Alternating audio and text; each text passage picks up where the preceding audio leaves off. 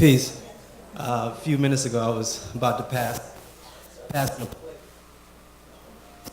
a plate because it seemed like we're having a revolutionary.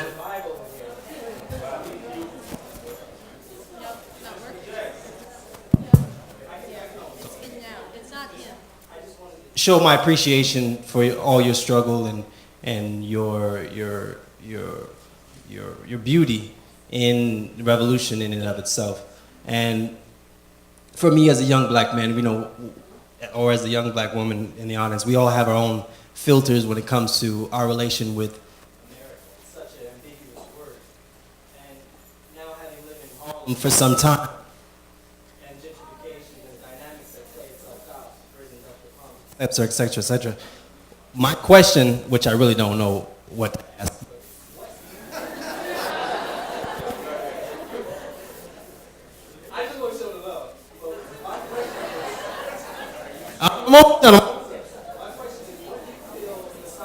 dialogue in the black community is necessary to begin sort of a radical approach against these dynamics that take place in our communities, if there is a community in and of itself. And as Eugene Robinson said in his book, Disintegration, what is blackness? I'm done. Let's get two more questions. Two more questions to activate. Oh, okay, good. So go ahead, Dad. Go ahead. Hello? Hi. Okay, my name is Sansara Taylor, and you were discussing many of the shortcomings, the limitations, where people did not go in the movements of the past, and I want to bring in something which you did not mention, which is that things didn't go all the way to making a revolution. We did not succeed in the 60s in overthrowing this monstrous imperialist beast that is choking the planet and incarcerating millions in this country and destroying the globe and the ecosystems. And I want to call on people to get serious about real revolution that goes all the way and does that. I also want to call on people to join me in the streets this Saturday for International Women's Day to stand up 51st Street and 5th Avenue in front of St. Patrick's Cathedral here in this country and all over the world for the liberation of women as part of building a movement for revolution for the emancipation of humanity. Okay. You'd spoken earlier about how imprisonment feeds into gender violence, and I was hoping you could just talk a little bit more about why you think that is, because I didn't quite understand. Okay, well, let's see.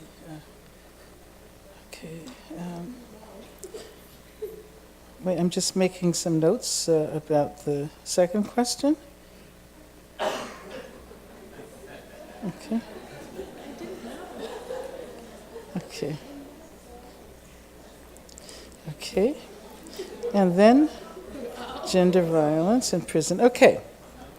I just don't want to forget. Is there like a microphone? Huh? Oh, there's a lot of people in line.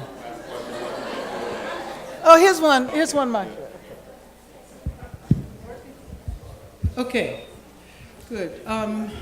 I'm going to try to be succinct because we only have about 15 or 20 minutes, and I really thank you so much for your attention during the presentation.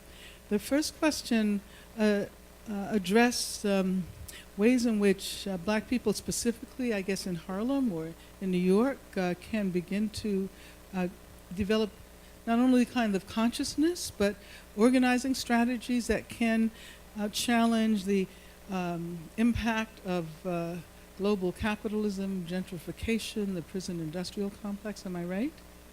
Where are you? Oh, okay. I don't have any formulaic answers. I can't say do this 1, 2, 3. But what I can say is get out there and do something.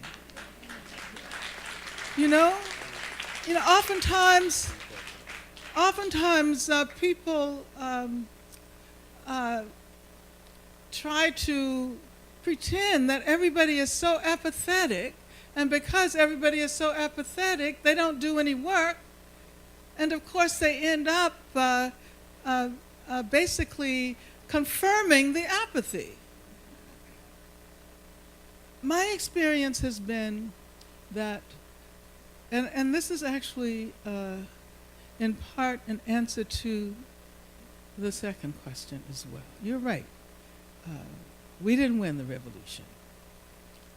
And there were times when we were totally convinced that we were going to overturn capitalism all over the world because, of course, movements on the continent of Africa were successful. The whole challenge to the colonial powers, and we looked towards Southern Africa and Angola and Guinea-Bissau and Mozambique, and we had a great deal of optimism. We certainly thought that by now, and it was impossible to imagine 2014, by now certainly we would be inhabiting a society that would be building some kind of socialism. At least we would have rooted out most of the racism, and we would have free education, and we would have free health care. So yeah, that's what we thought. I mean, that didn't happen. You're right. It didn't happen. But a lot of things did happen. A lot of things did happen. I mean, I do not at all regret the work that I did toward that revolution because I realized that even though we did not accomplish all of the changes we thought we were struggling for, we did change the world. The world would be very different today. And so this is why I say it. I'm responding to both of the first and the second question. And I said this last night, that you, in a sense, you have to act as if it were possible to change the world. As I said last night, this is my reformulation of the Kantian categorical imperative. So act as if it were possible, because you never know. You never know when the conditions are going to arise. And if you're not prepared, if you've been sitting back doing nothing because you don't think anything is possible, and those conditions of possibility arise at a particular moment and you're not ready, nothing will happen. And so it means you have to not only use the old methods. Some of the old methods are good, but you have to think about new ways of developing more powerful and stronger collective consciousness through art and through everyday conversations. So think of yourself all the time as struggling for the revolution, wherever you are, whatever you're doing. And I guarantee you that the world will be much better because of it. Okay, the gender violence and why imprisonment makes gender violence even more intense. I mean, if you think about it.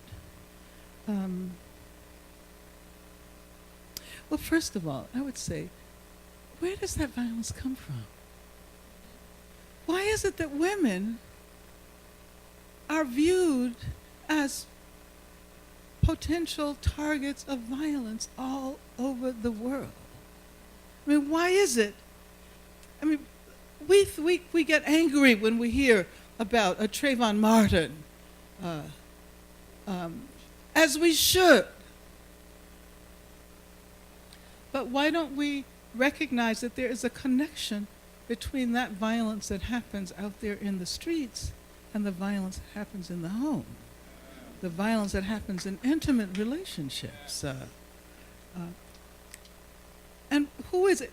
I mean, it's we want to always point to the individual perpetrator. We want to say, this man committed violence against this woman, and therefore he should spend 10 years in prison. Is that changing the whole phenomenon of violence against women? No more than putting one person in prison because they killed someone on the streets in a racist encounter, which isn't to say that people shouldn't be made accountable, which isn't to say that perpetrators should not be made accountable. But the assumption that all you have to do is send them to prison and forget about it, which is what happens. It relieves us of the responsibility of thinking deeply about what we can do to purge this planet of violence against women. Yeah.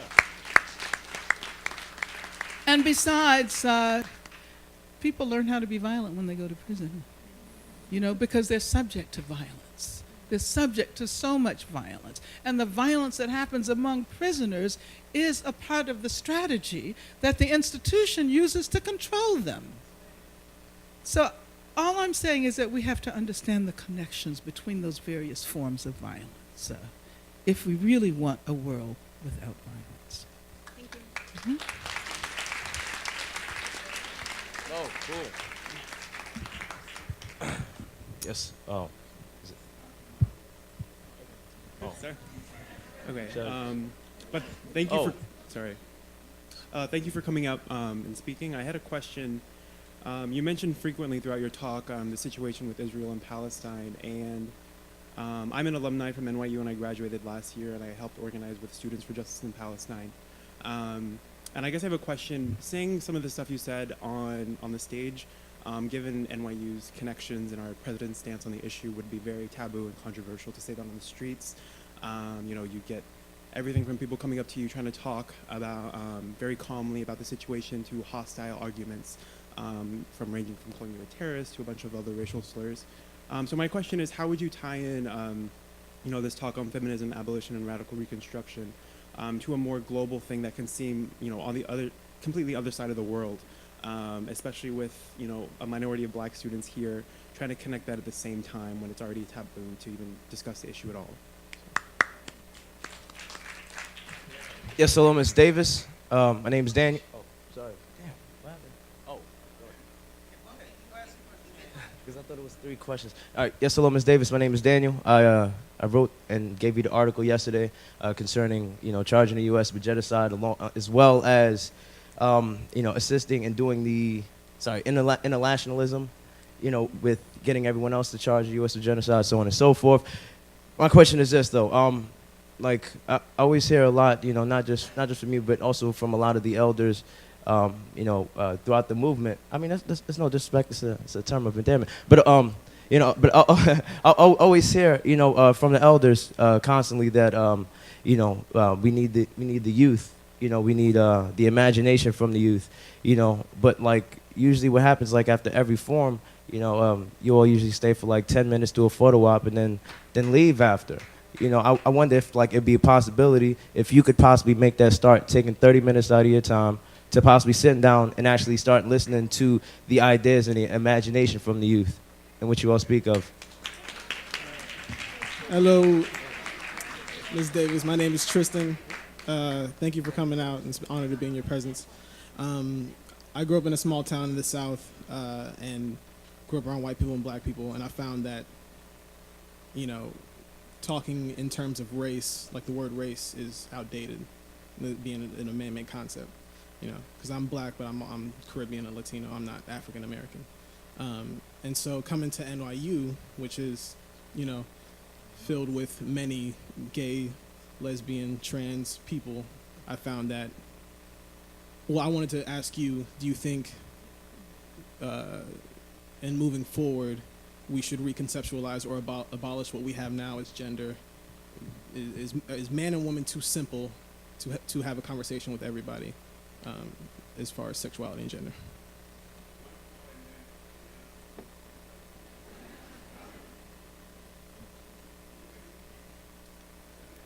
Peace, Angela. How you doing?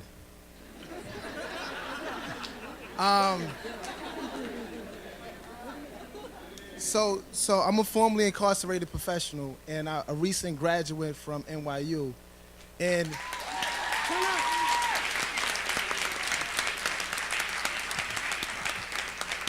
And I'm always having conversations around the criminal punishment system and abolishing prisons, but the way the society is being built now, prisons are seeking outside of prison, and our whole society is like militarized, and it's other forms of extensions of the prison system that's not in the prison system. So right here on NYU, me and a group of students, we are doing some work around abolishing the box. That asks the question, have you ever been convicted of a misdemeanor or a felony on the application?